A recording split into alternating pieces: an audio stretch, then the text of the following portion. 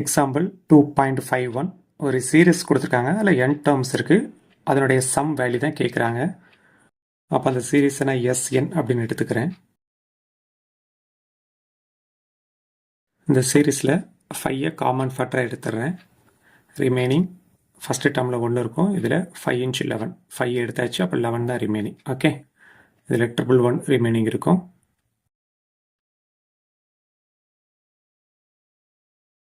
மேலே கீழே 9ஆல் மல்டிப்ளை பண்ணிடுங்க. ரிமைனிங்லாம் அப்படியே பார்த்து எழுதிடுங்க.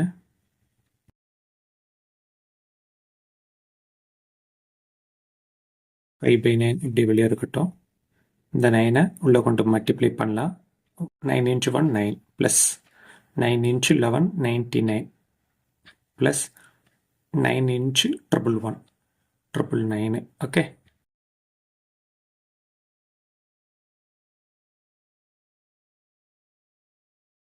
இந்த 9ஐ 10 - 1 ரீரைட் பண்ணிக்கிறேன்.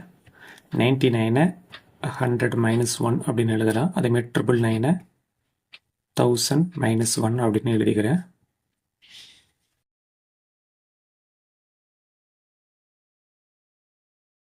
இப்போ அந்த ஒரு ப்ராக்கெட்லையும் ஃபஸ்ட்டு டேர்மை தனியாக எழுதிக்கிறேன்.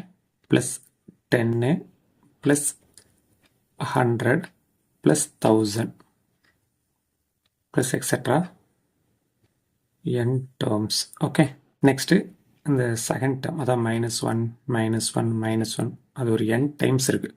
அப்போ -1ஐ n டைம்ஸ் நீங்கள் ஆட் பண்ணால் அதனுடைய value -n. Okay, 5 by 9 -n அப்படி எழுதிடுறேன்.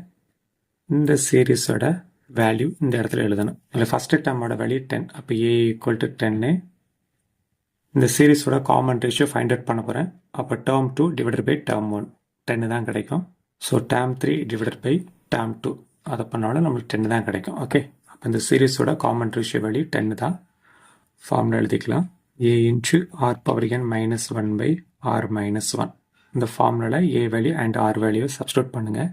அப்போ 10 × 10⁻n - 1 divided by 10 - 1 which means 9. Okay, next ஸ்டெப்பில் இந்த 5 பை 9ஐ உள்ளே கொண்டு மல்டிப்ளை பண்ணிடுங்க.